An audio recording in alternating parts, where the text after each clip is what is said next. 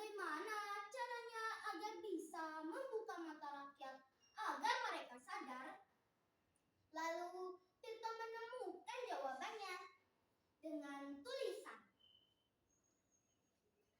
Pada tahun 1903, Tirto mendirikan surat kabar pertamanya yang bernama Sedio Tomo.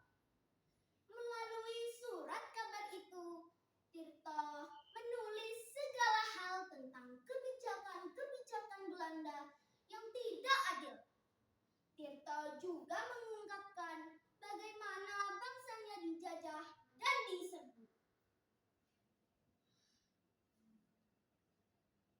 serta bagaimana pejabat Belanda yang menyalahgunakan kekuasaannya. Namun, tidak banyak orang yang menyukai tulisan-tulisan Tirto. Banyak orang yang merasa takut dan khawatir.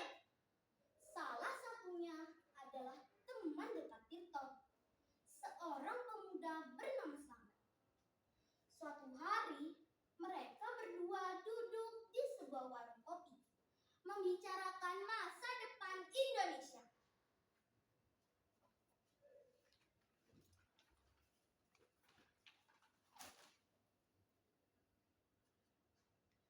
Tirto, aku khawatir dengan apa yang kau lakukan. Tulisanmu ini bisa membuat hidupmu bahaya. Apa kamu tidak takut? Takut? Harusnya rakyat ini yang takut. Mereka bekerja keras, tetapi uang jerih payah mereka malah jatuh ke tangan penjajah. Jika aku takut, maka aku akan menjadi sebagian dari penderitaan mereka. Tapi mereka sangat kuat, Tirto. Apa kamu tidak takut surat kabarmu akan ditutup? Mereka bisa saja menangkapmu. Jika surat kabarku ditutup, maka aku akan menulisnya lagi. Jika aku ditangkap, maka aku akan menulisnya di dalam penjara. Apa kamu yakin, Tirto? Apa tulisanmu akan membuat perubahan? Perubahan tidak datang secepat itu, Slamet. Setiap langkah kecil yang kita ambil, setiap kata yang kita tulis akan membuat api yang membara.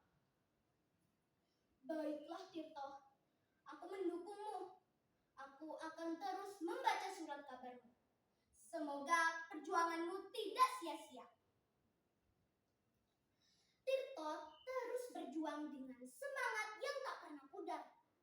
Namun, suatu hari, karena tulisan Tirto yang terlalu tajam mengkritik pemerintah Belanda, akhirnya Tirto ditangkap dan dipenjara. Namun, Tirto percaya perjuangannya belum selesai. Ia terus menulis dan menggali lebih dalam tentang ketidakadilan yang terjadi dan membakar semangat juang bagi para pembacanya.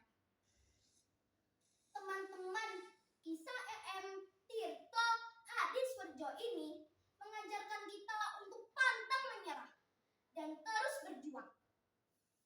Sekian cerita dari saya. Jika ada kata yang kurang berkenan, saya mohon maaf. Terima kasih.